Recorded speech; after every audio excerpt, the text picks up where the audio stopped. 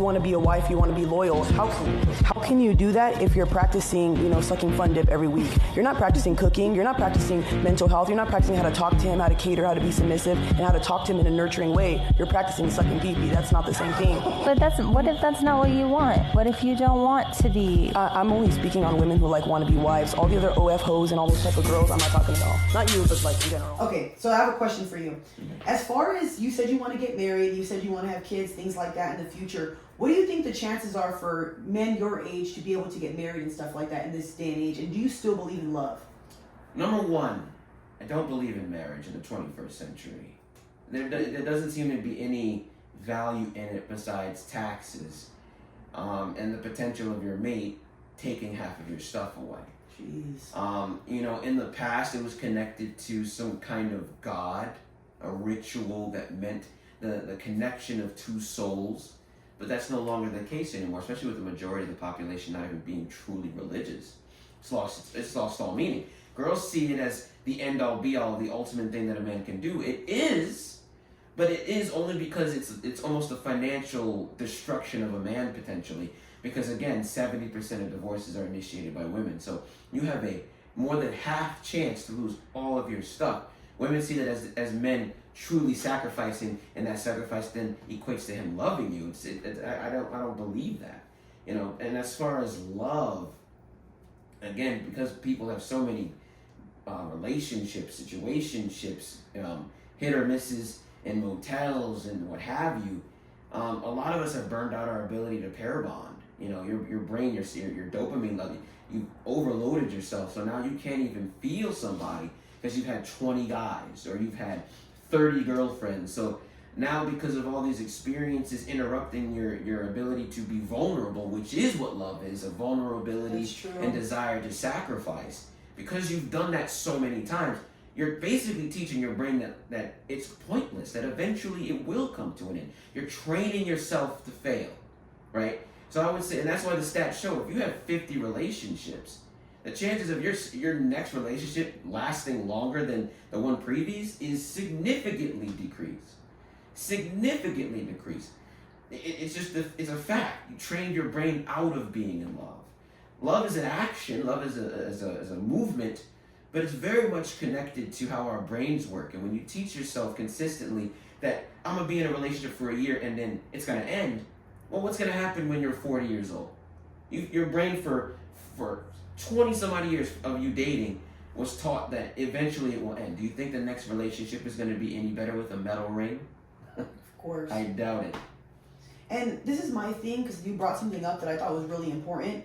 A lot of women will treat men like crap, say they don't want to get married, good men don't exist, I just want men for money. Why are they still pressuring men to want to get married and have kids if they don't realize taking all that away leaves a man with nothing? You have his last name, you have his kid, you take his money, his assets. Don't you think that's the reason why the unaliving rate for men is so high?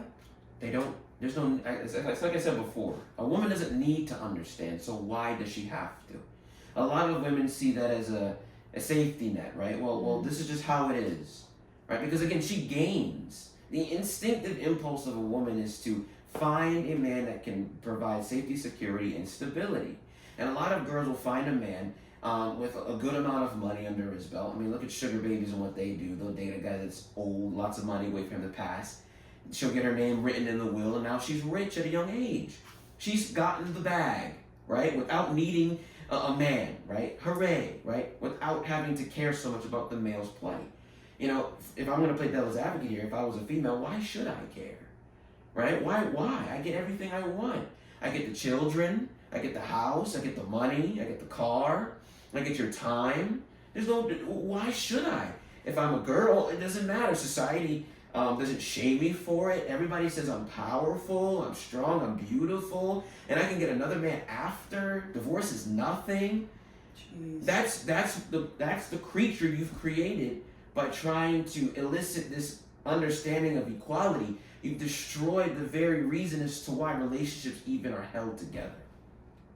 Jesus. Guys, that is really deep when you really think about it. I don't think people realize how alone men feel and how like discarded a lot of men feel right now. I just want to say shout out to all the men out there. You guys matter. I'm very proud of each and every one of you. I don't care if you work a 9 to 5 or they say high value means you make a shitload of money. That's not the case, man. High value is the way you take care of your family, the way you take care of yourself, and your loyalty and how you are as a person. So I don't want you to think that, you know, with all this social media stuff going around that you don't matter, you ain't shit, and like you have to be hot as hell to be. Nah, I hate that. Like a lot of men also think, like I counsel men, you already know this. A lot of men think, Taylor, you know, how I don't look like Chris Brown, I can't get a girl, I don't this. Like I feel like social media and women has got you guys feeling so down on yourself that you don't even feel worth it anymore. Like what could you tell men that don't feel worth it right now? So social media, right? As far as, you know, if you look at dating app data, women are only selecting 5% of the men out there. That's just a fact. And the internet, even though people will say the internet is the internet and real life is real life, the internet is so powerful that they censor certain things for a reason. The internet is so powerful, can move elections, change who's the president of the United States. So the internet is extremely interwoven into our reality. And women on dating apps selecting the 1% is a direct reflection of what they're actually doing. So for the men out there that feel like, oh, you know, women this and that, you're not wrong. But what you can do is increase your chances by being the best option available. Now, does that suck? It does. But what do I mean by becoming the best option available? You might have to move from LA to New York. Maybe in LA you're a 5, but in New York you're a 10. Changing your location, going to different areas where certain values are more so wanted than others, understanding that you as a man are kind of a tool to a certain degree, and just accepting that reality without allowing the depression to kind of wear you down will be key in making you more powerful. I promise you that. Wow, that is super, super deep. And I'm so glad that you're here. Could you, before we leave or whatever, and could you tell the audience things that maybe can help them in life feel a little bit better, like a little pep talk, just things that can make them feel uplifted, because it is Men's Mental Health Month, and I want you guys, like I said before, to feel proud of yourself, to love yourself, to be worthy, because I feel like a lot of women, they think they're tanks, they think they're the shit, and I've seen girls that are tanks, I'm sorry, I'm being honest, that are tanks, they don't even look good, and they think they're tans. So how come men can't feel the same way, especially if they're the ones working hard, providing, and taking care of us? Men work hard to be with us, to take care of us. They should be the ones who feel worthy out of everybody. And I feel so saddened because of that. So what could you tell them? I apologize. I would just say, men, at the end of the day, build a kingdom for yourself to be comfortable in, and make sure you double check who you allow in. Yes. Period. Amen. Once I started building my own castle, what does that mean? Working on my finances, working on my physicality, traveling the world, eating good food, going out to different shows, learn how to play an instrument, learn how to make a song, learn how to write a book, just increasing value within myself and doing things that I like to do, that got the attention of other people to want to interact with me, because they see the value in what I've created, right? And that in turn will affect your mental health and make you feel valued from your own inner self, right? I know a lot of us, we want to gain value. I know one of my followers like, man, if she liked me, I would feel so good. It's like, we need to stop making a woman be the ultimate dictator of how we feel today, right? It has to be on you. You have to feel inside of you that I'm strong, that I'm powerful, that if your name, let's say your name is Jamal, that Jamal, today I am going to go and work on my money, fix my car, try to get a better job. I'm going to go travel. I travel 3 times a year. Try to travel, go out there, do something you never thought you could do. These are things that are going to make you feel like, damn, I'm somebody. You can do it. Anybody can. It just takes the mindset first to go, I want to change, and to actually put that into emotion. I love that. That's beautiful. Guys, please listen to what he's telling you guys. He's a young man, you know, doing it, being successful, things like that. When I tell you, guys, please follow him. Is there anything you would like to say before we close out? Tell them your socials, tell them where to find you. Anything you would like to tell these men, go ahead. Well, you can follow me on any platform.